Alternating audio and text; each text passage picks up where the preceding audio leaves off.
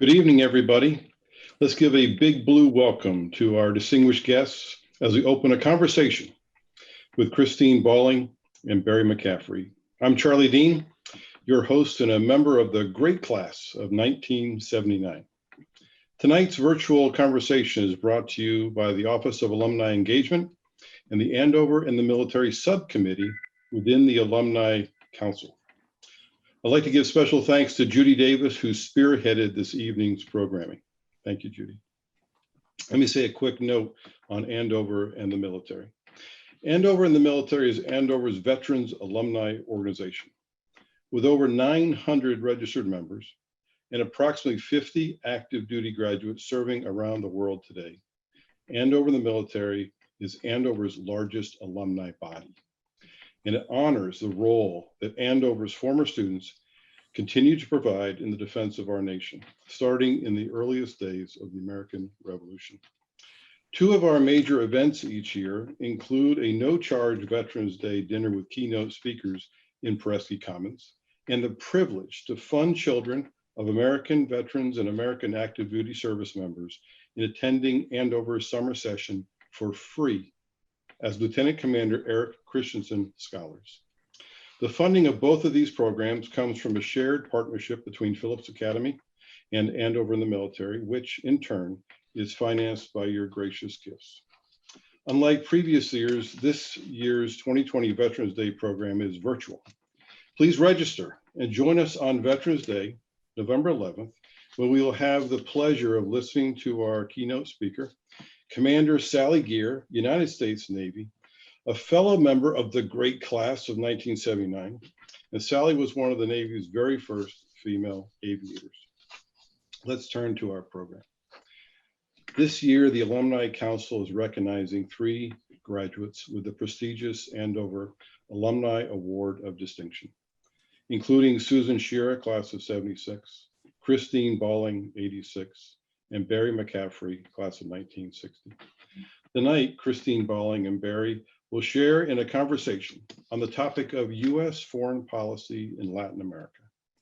Not only are Christine and Barry experts on this subject, but each coincidentally has been deeply involved with Andover and the military for many years.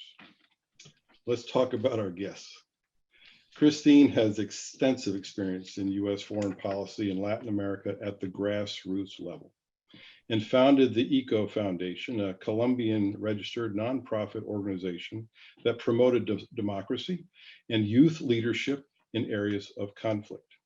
Most recently, Christine was a senior fellow for Latin American affairs at the American Foreign Policy Council.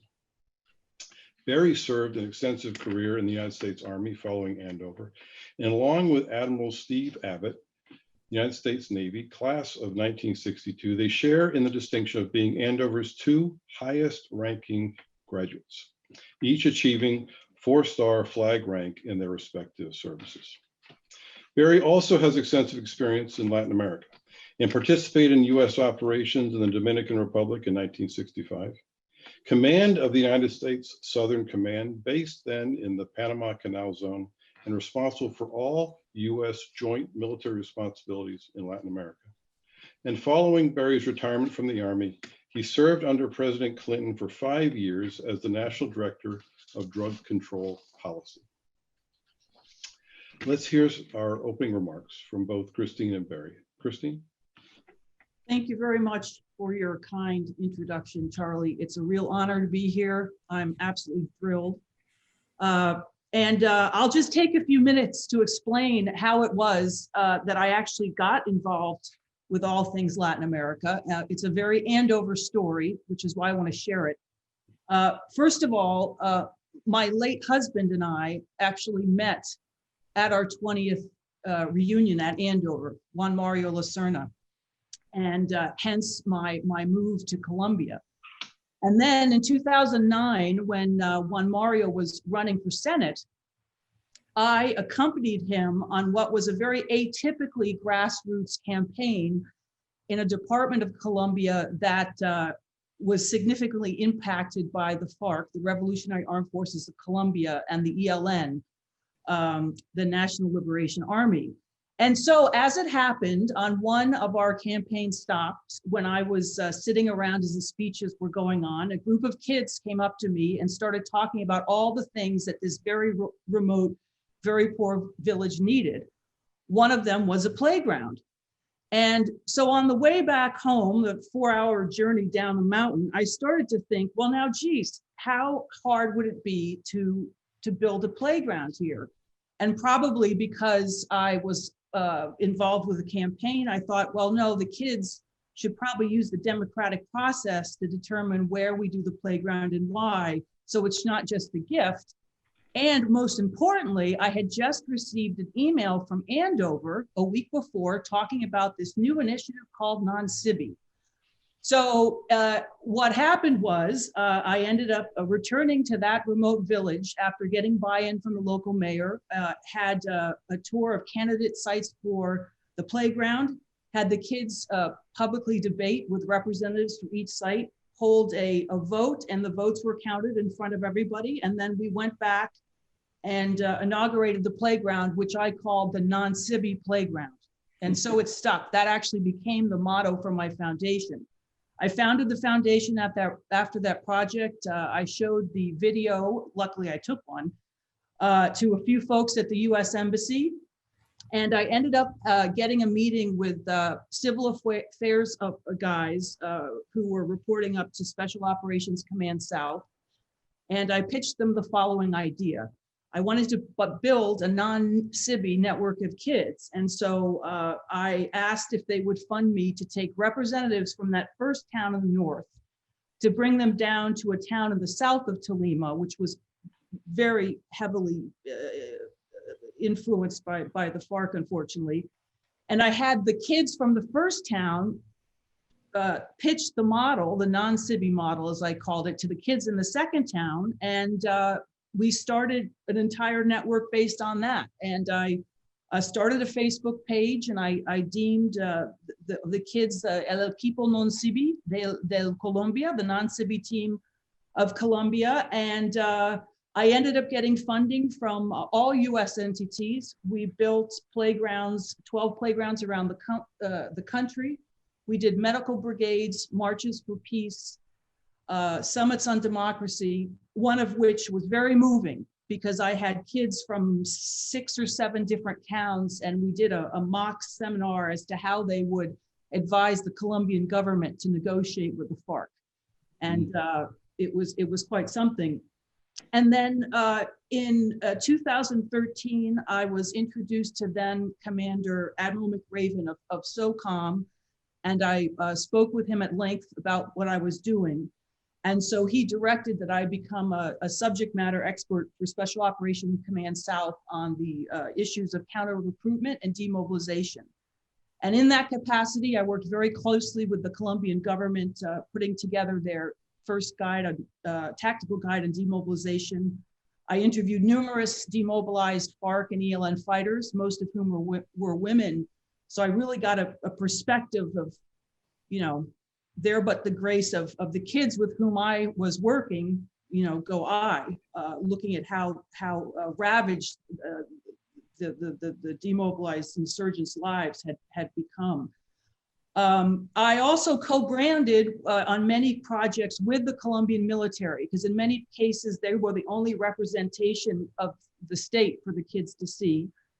And in the end, actually, as it happens, the then Minister of Defense, because of the success of the work that we did, and I say we, the kids and I, did with the Colombian military, he actually mandated and funded that every Army division in the country build playgrounds.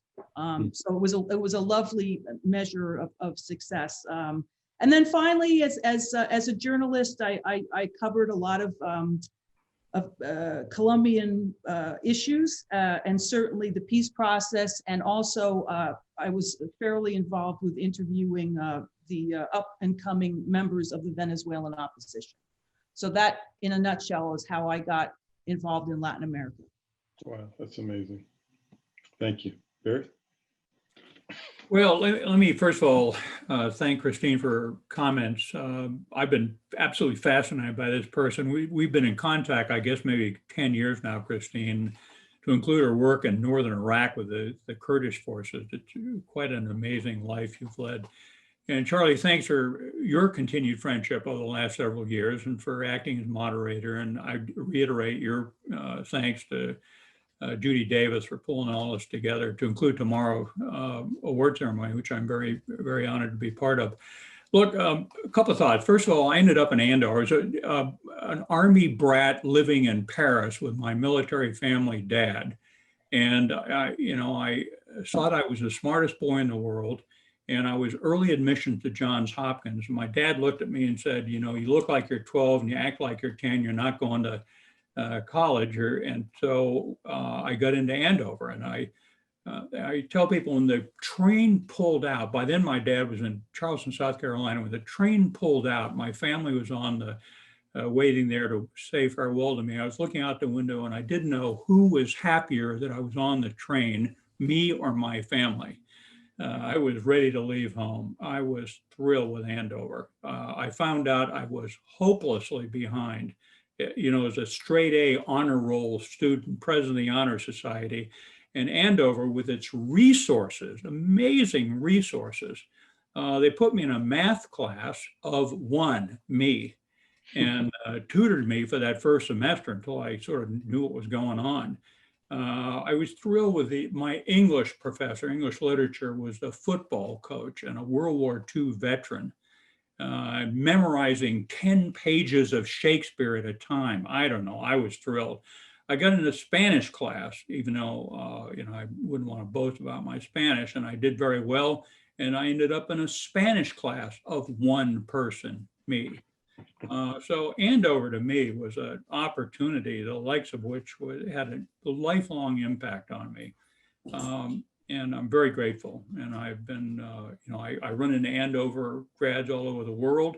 And I also run into Exeter grads all over the world who emerge from the crowd to say, too bad you didn't get a good education. So it's been a lot of fun for me. Now, Latin America, West Point, 4 years, we had 3 electives. That's it. I chose Spanish as my language, advanced Spanish because of Andover, and took 3 electives in Latin American studies. From then on, intermittently, I've been involved in the region most of my life, starting as a lieutenant platoon leader in the OAS peacekeeping mission into the Dominican Republic, but then also over the years, I get back from one of my combat tours in Vietnam. They said, congratulations, you've been redirected. I thought I was going to be a Ranger School instructor. You're going to Panama as the aide de camp to the general, and went everywhere in Latin America with this wonderful older man who was bilingual in Spanish and a Harvard master's degree. I was also engaged as an Army staff guy during the Central American insurgency operations in and out of the region, particularly Central America. I was on the joint staff and I did a lot of work in Latin America to include the takedown of the Panamanian regime during the intervention. I was a drug policy director, and I was all over Latin America dealing with the implications of drug addiction. And since then, I've stayed involved as watching what goes on in the region. So a lot of friends down there, a lot of contact, and very glad to talk about these issues and to join this seminar. Okay, well, thank you very much, Barry, Christine. Let's hop into the conversation on U.S. Latin American policy. So Barry, I'm going to ask you first, and then Christine, if you can join in. What are some of the problems facing Latin America, and which issues are most salient to U.S. interests in the region? Well, there's a famous story about President Reagan coming back from Latin America, and he wanders back, a wonderful man, consequential in the history of this country. He wanders back to the press area. He wasn't exactly, an intellect. He was more of a human with good judgment. And he tells the press corps after a long trip down there, boy, this is really interesting. These people are quite different, one from another. So the first thing I tell people is there are incredible differences in the region. One of the I noticed the numbers now allegedly are trained, but one of the trick questions I used to use, most spoken language in Latin America is Portuguese, not Spanish. Now there's an argument in Spanish. There's 34 language families spoken in Latin America. There are former English, I'm including the Caribbean when I say that. It's just enormously different. Brazil, this enormous first world and third world country at the same time, versus Suriname. I'm one of the few people who ever meet that's been to Suriname 3 times. A Dutch colony, former Dutch colony. So a lot of differences.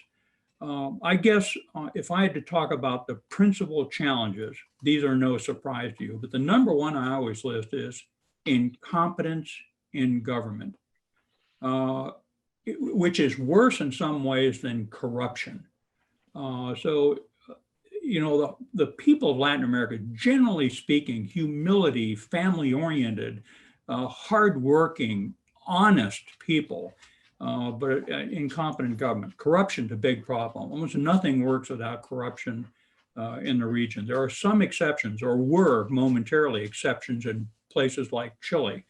Another one that catches people by surprise is racial disparity. The Ladinos rule the countries in most cases. I remember being in Brazil once, and I was reading through this enormously thick, glossy, beautiful magazine. Brazilians take great pride in being a multiracial, multicultural nation. If I read through this 150-page magazine, there wasn't one Black face in it.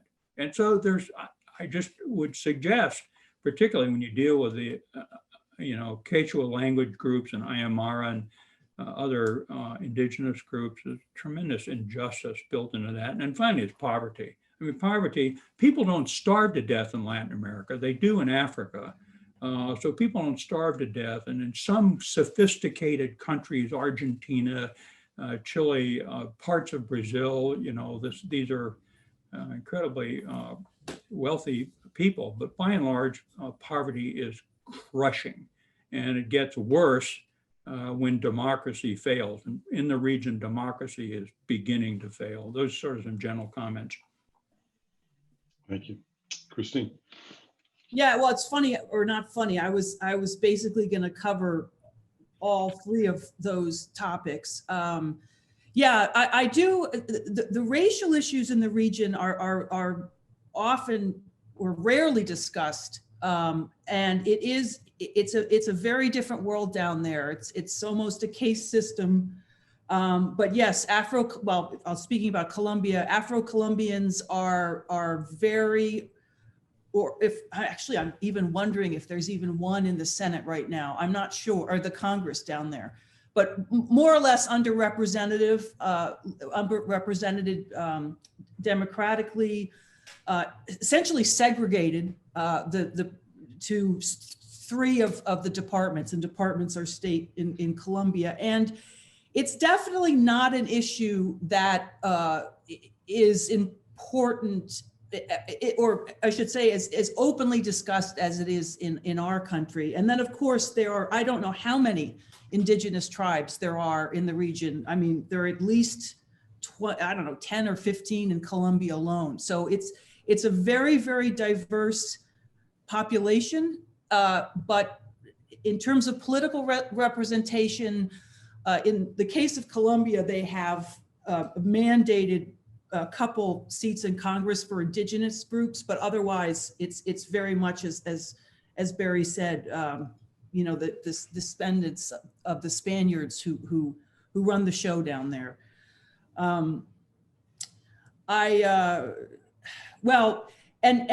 Yes, they are struggling democracies. And so that definitely, I think, as Barry says, is a result of incompetence. It's also a result of plain old fashioned greed, corruption, and certainly, the vast majority of the population in many of the countries in the region it's a rural environment.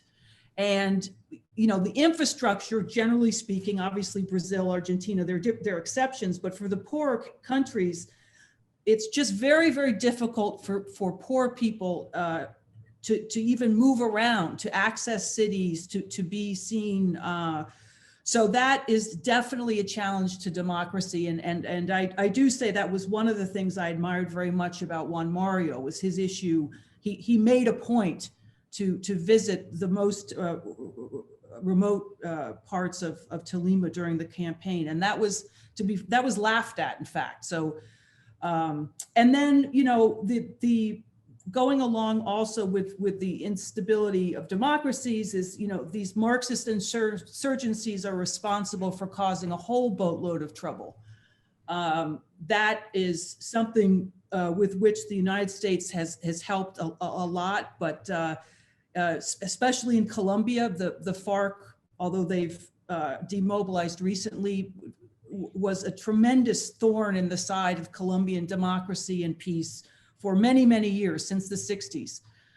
Even though there's a peace deal now, the FARC 2.0, as I call them, are back to their old tricks. And the revolution, sorry, the ELN is also very active. And one of the reasons that this is significant for the region as a whole is that there are other countries that are supporting them financially, offering them safe harbor. The main guilty party here is Venezuela. So really some various things at work in terms of destabilizing a given democracy down there.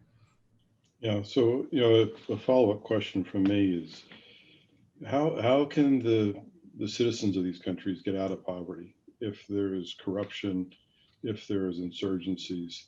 Is there anything that's not being tried right now?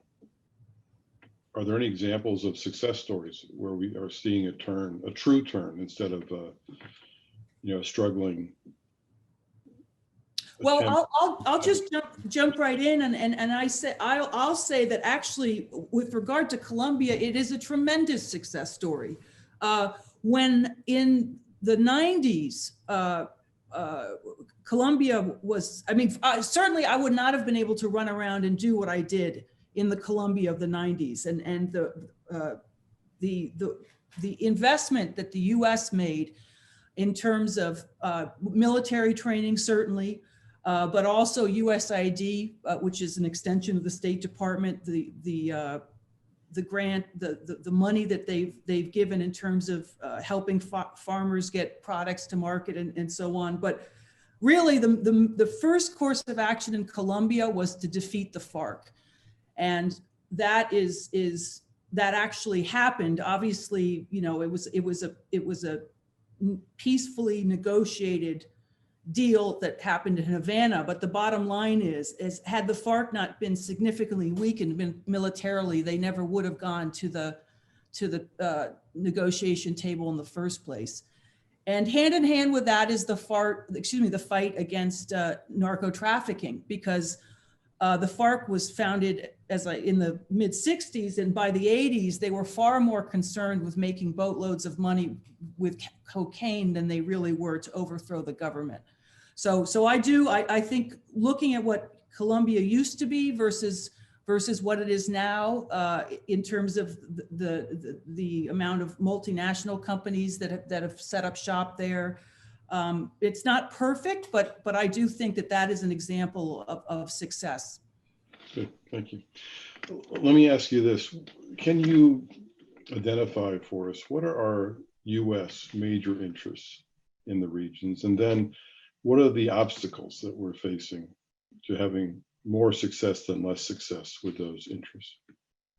So, you know, you started off, Charlie, it was very interesting. We talked about Christine and I being experts on Latin America. And you should tell audiences that it's very easy to be an expert on Latin America, because the level of ignorance among the American people, to include many policymakers, is simply abysmal. I remember giving a talk at American University where I was was a graduate student, and they were bussing in people, I think, to differ my views on the drug crisis. And I had an argument with one guy where I was trying to persuade him that Mexico was actually south of us. And I mean, it is just unbelievable, the ignorance. Whereas it turns out Latin America is hugely important to us. The greatest infusion of energy came out of Venezuela, not Saudi Arabia. The amount of North-South trade is incredible. The amount of tourism, the cultural similarities and contact. So, you end up with Latin America, Mexico, and Canada, the two most important countries on the face of the earth, the United States. So Canada, we all know about, the borders open, and Mexico, who does enormous amount of our agricultural production and meat packing and construction industry and restaurants, and now they're getting green cards and they're voting and they're becoming American citizens. People don't understand what's going on in Mexico either. So I think ignorance, U.S. ignorance, is an obstacle to getting things done. Another one that's always struck me is, I've been in and out of places like Cuba and dealt with the Castro boys. And I used to tell people, when the sun comes up in most Latin American nations, the first thing they think of is, what is the United States doing or not doing? And are they going to treat us with injustice? Or are they going to be partners? You literally would almost get questions like, the corn crop was great this year, fill in the blank, in Ecuador. It's amazing the CIA allowed it to come up this year.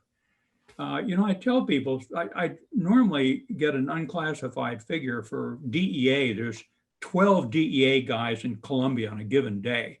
I'd say, that most of what happens in your country is because of positive and negative forces in your country. Whereas in the United States, when we wake up in the morning, we have not a clue what's going on in Cuba or Venezuela, for that matter, which is tremendous suffering. I think Christine already mentioned this. I think the other obstacle to a respectful dialogue with Latin America is the drug issue, drug cartels, the drug production. The three principal areas that coca gets grown, Colombia being normally the lead, but it used to be Peru and Bolivia, still is to a certain extent. The farmer I've got three crops going. One of them's coca, the other one's pineapple, which he's hopefully going to sell on the market, and the third crop is coca that he's going to sell back to the U.S. to have somebody cut it down.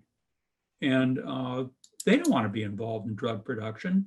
They're humble, spiritual, family-oriented farmers. But that's the marketplace. And so it starts at the very basis of society.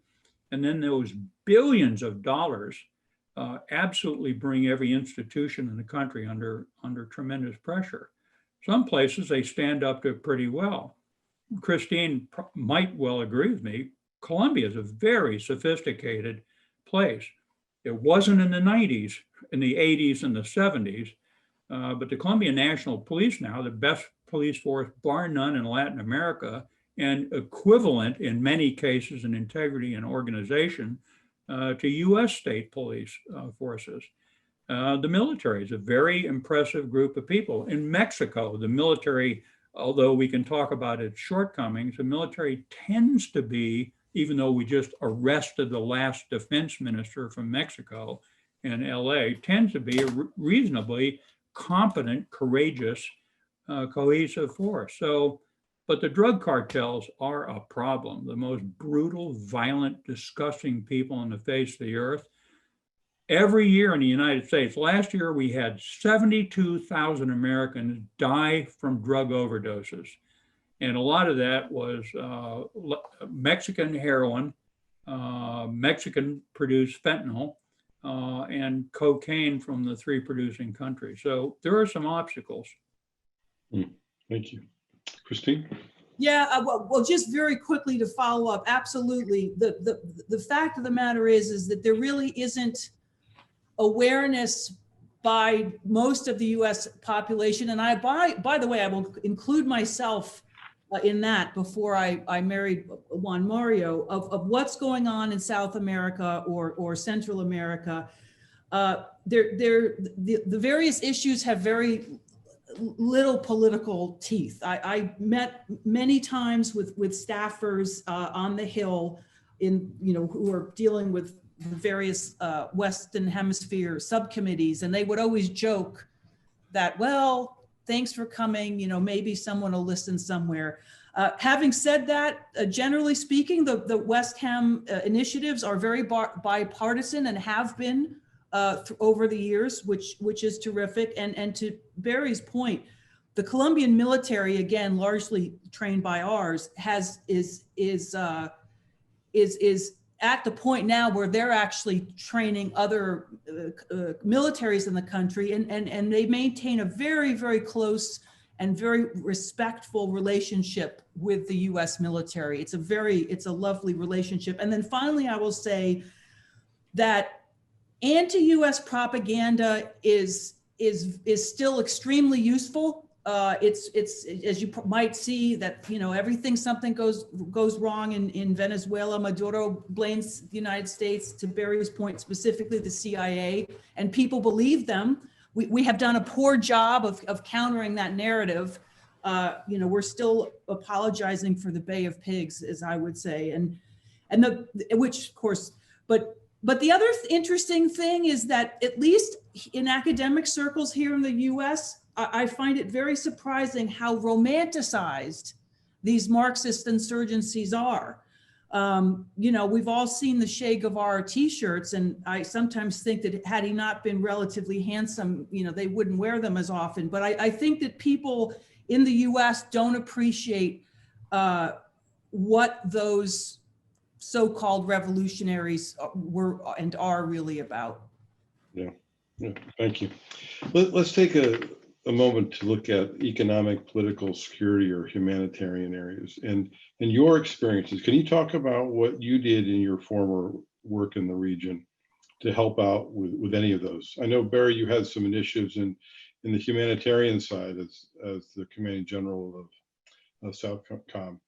But Christine, too, in your work at the grassroots level, can you talk some more about your involvement in helping, you know, advance any of these areas?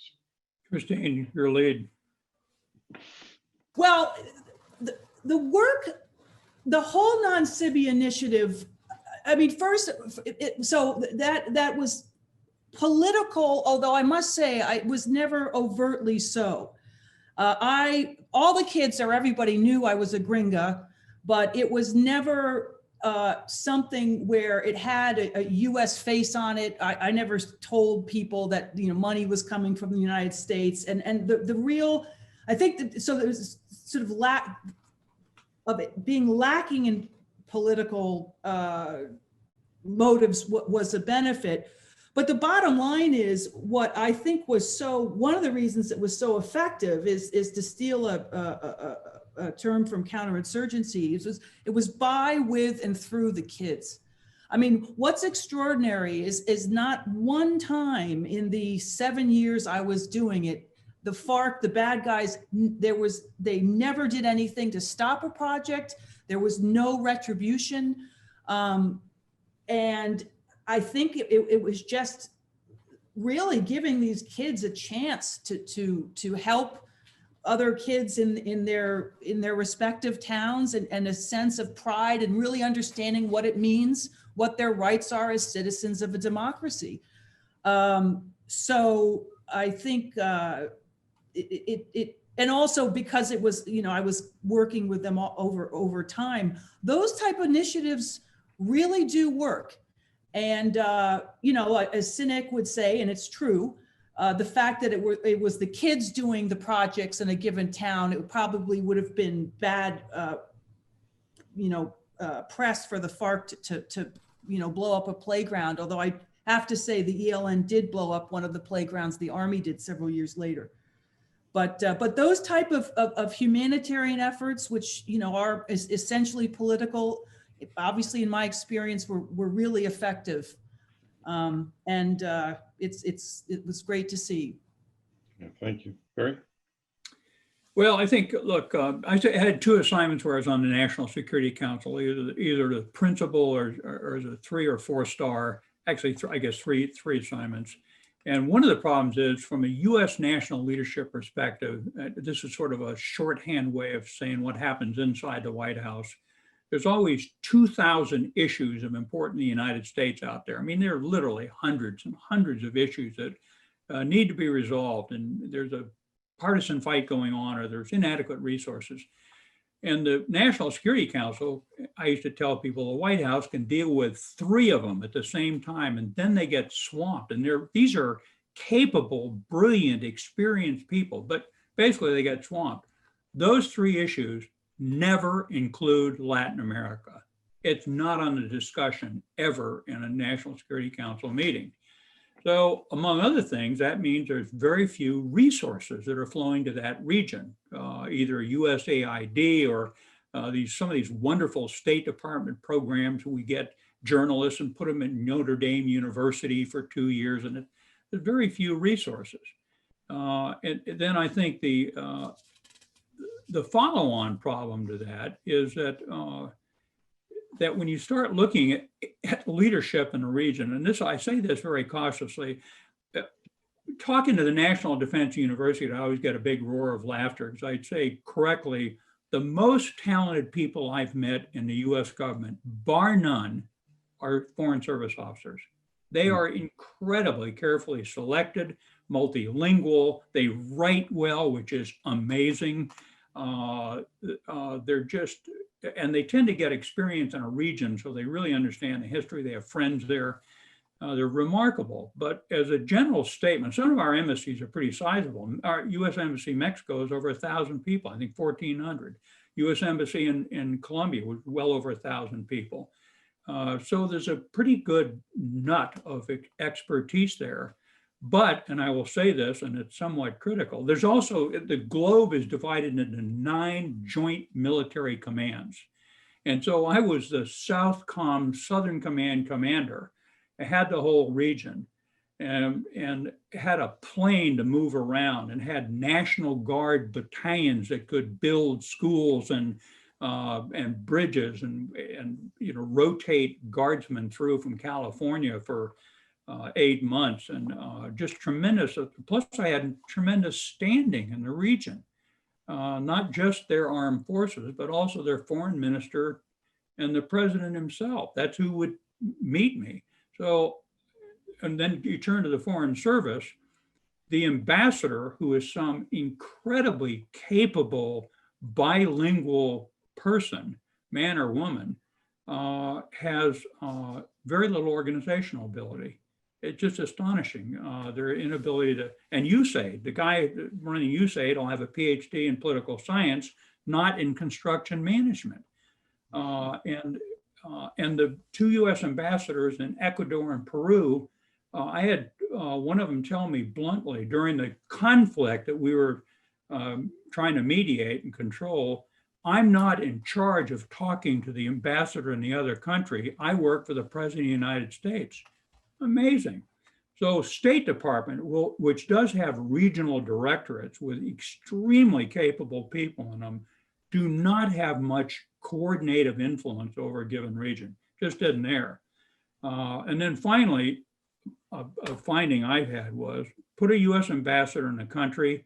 If you put a US ambassador in the middle of the vilest place on the face of the earth, 90 days later, she or he are singing the praises of this great country.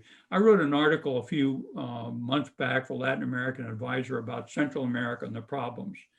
And they are brutal. These poor people are walking 1,000 miles to get to the United States because of the incredible criminal environment and injustice and poverty and hunger.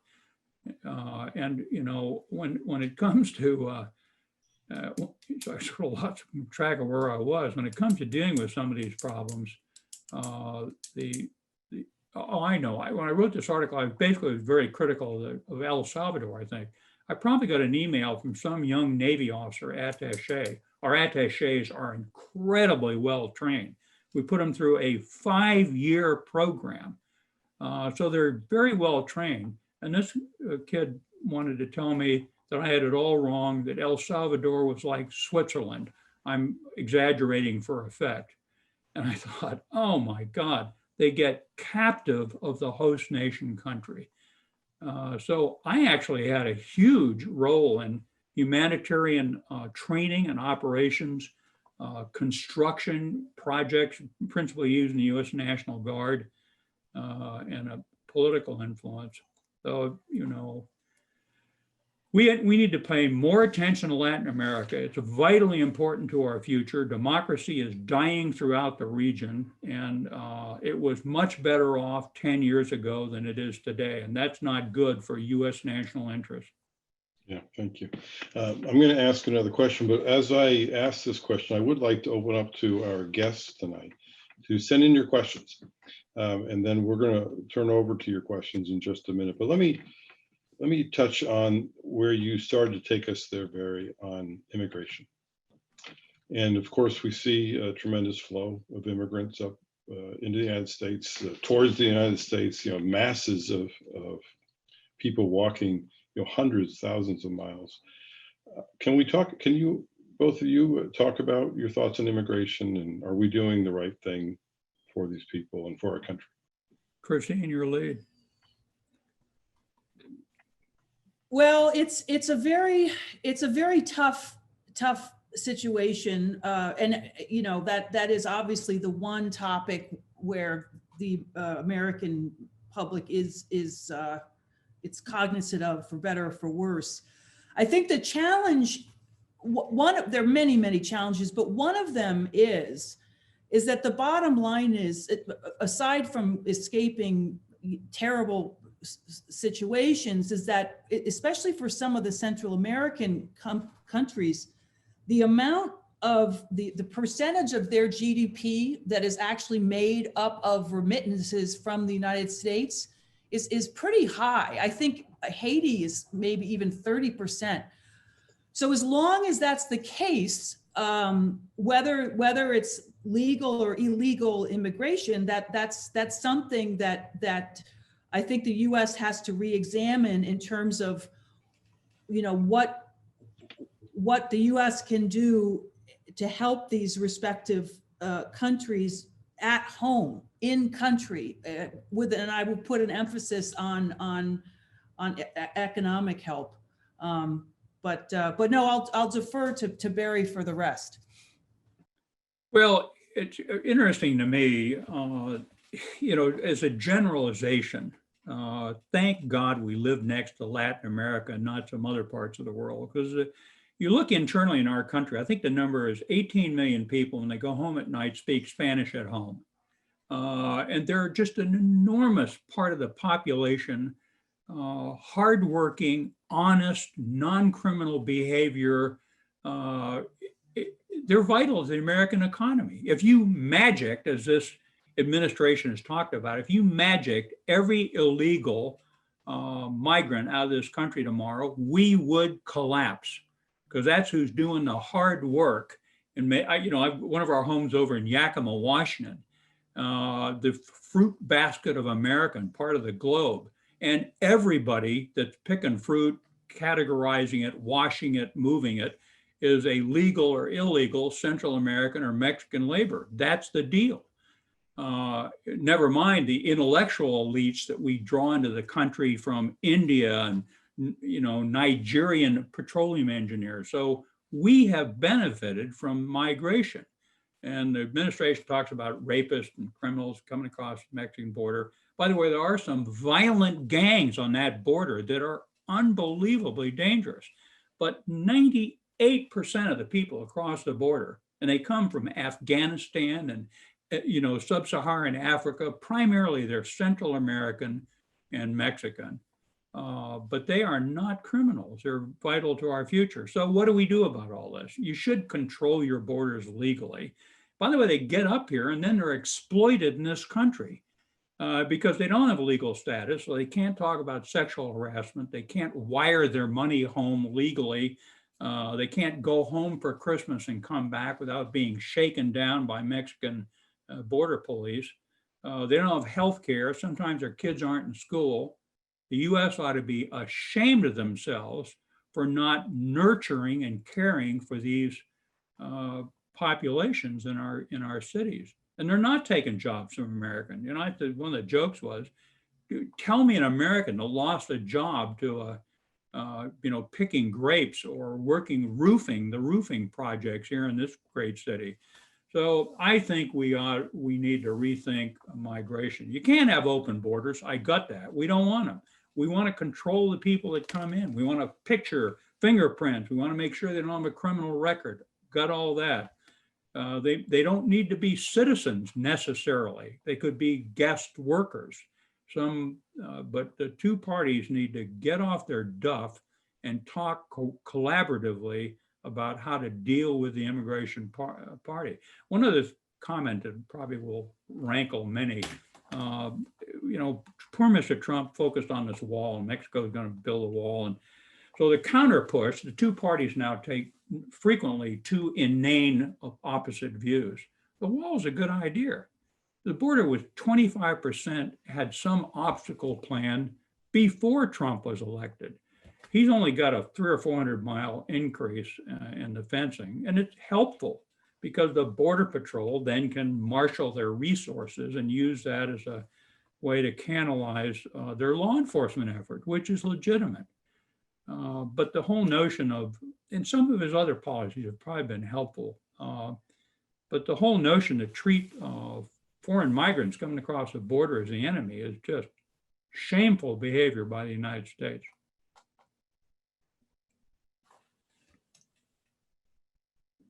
Charlie, you're on mute. Thank you. We have a lot of wonderful questions that have come in, and I'm going to ask you both, several of them, but in the time we have remaining. But also, I would like to let our guests know that both Christine and Barry are interested in helping answer these after the session tonight. So stay tuned for those follow-on answers afterwards. First question that we have is: American military presence in the region a good thing or a bad thing? Well, there's not much of it. Of the 9 Joint Command, by far the one with the least assigned forces, bar none, is U.S. Southern Command. So there, as a general rule, the big countries will have a U.S. MIL group, which is attached to the U.S. Embassy. There'll be periodic deployments of training. We bring some of their military up here, train. That includes not just the Latin American armies, but Navy and Air Forces.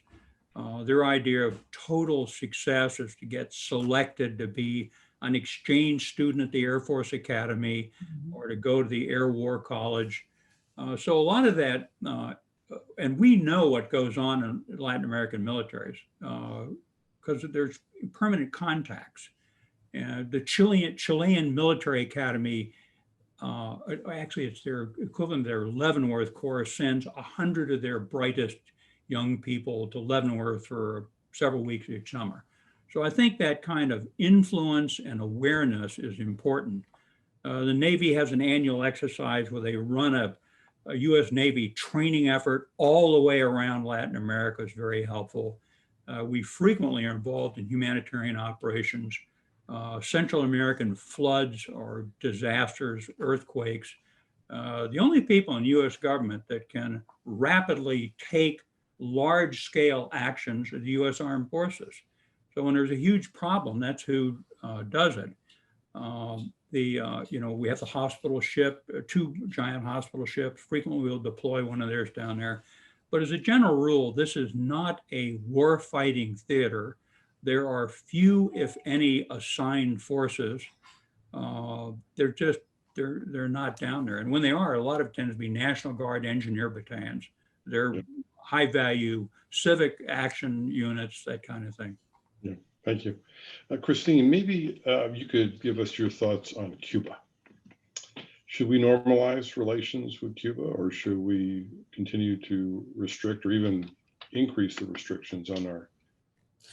Well, I think the thing about it, Cuba is very interesting because I think that regardless of what we do with regard to sanctions, their intelligence apparatus will continue to do its work, and they're actually very, very effective. So the Cuba problem is an interesting one. I do think that economic sanctions are really just going to hurt the Cubans per se, but and I don't have the answer. But their influence in the region, obviously with the far left, and certainly helping to run the show in Venezuela. I mean, that's something that they've been getting away with for many, many years. And I think that challenging that intelligence group is something we should address. But with regard to sanctions, I don't think that would do any good.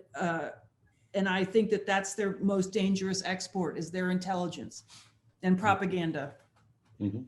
Let me sort of add to that. You know, it must have been years ago now. I guess probably when I was a drug policy director, I spent 10 or 12 hours with the two Castro brothers in Havana. I went down there with a very odd group.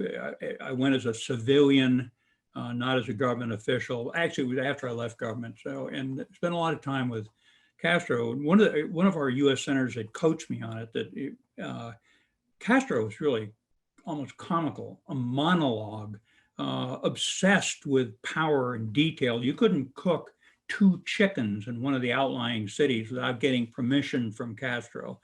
So he'd tell them the children don't have enough milk. So he'd say, buy 10,000 cows, milk cows from Romania. And they'd say, well, there's no, distribution system to handle the milk. So it was just impossible to break out of that. Raul was a lot smarter, a lot more capable, a lot more of a thug. But basically, the Cuban people love America. The minute they sense, they listen to Radio Marti every morning, if they see an inch of open space, right now it's feet wet, feet dry. If you can get up above the surf line, you're home free as a Cuban refugee. And so they're down in Cuba, wandering around. I was mobbed, and I finally got a Coast Guard delegation assigned to our interest section. Now, of course, we have an embassy largely empty. And the Coast Guard guys would tell me everywhere they went, they get mobbed in the evening walk. So I actually think, though, Christine made a point, the economic embargo of Cuba makes no sense whatsoever. They are dangerous thugs, the government. They've been part of the repressive regime in Venezuela that's causing one of the biggest tragedies on the face of the earth. Venezuelan people, 6 of them, have walked out of the country. And that was Cuban intel officers that are keeping the military in line and keeping Maduro in office. But I think we ought to lift the economic embargo lock, stock, and barrel. And there was Republican and Democratic support for that approach. But they are frequently an antagonistic and brutally authoritarian regime. Okay, we have 2 minutes. Let's talk about China. So it appears that China is getting more and more involved in Central and South America. Is this caused by a vacuum that anyone's created, that we've created, or is this just their own initiative? And is it something we should be worried about? Christine, with your permission, can I take that one on? Because Oh, absolutely. Go ahead. I've been sort of grabbed by various groups in the United States to join their view. And the principal view they always want me to join is the Chinese are an enormous threat. And I think that's probably what's largely the view of the US government. They came in, a civilian company is actually owned by the PLA, and bought both ends of the Panama Canal transportation system. And that's when I got a lot of effort to get me involved in the peril of the Red Chinese. And in Venezuela, they go in and they give 40 Chinese ambulances and get enormous coverage in Venezuela. This is pre-Maduro, during the earlier regime, and everybody got all honked off about it. I think there is zero national security concern from my perspective on the Chinese being in Latin America. If they can do some good, have at it. If they actually are providing resources, great. Initially, they're trying to buy up resources all over the world, principally meaning energy. Now the world's awash in energy. It didn't worth anything. So the confrontation with China between Trump and Xi is a huge mistake for starters. and have us think that their influence and participation in Latin America is a big problem. I'm not buying it. They're not capable of doing. 98% of the reality in Latin America is what's the United States doing? Are we letting them in or not? Are we buying their products or not? I can't imagine China's going to imperil that, and certainly not with energy. Poor old Venezuela, as you know, the energy production has plummeted. The place is a rusting disaster. The smart kids all moved to Texas or Colombia. Colombia is now a huge energy producer in coal and exploration for oil. So I say China's welcome in the region, you know. Okay, very good. Christine, last thoughts. Perhaps China, perhaps something else. No, again, as Barry says, I am an advocate for increased attention paid to the region.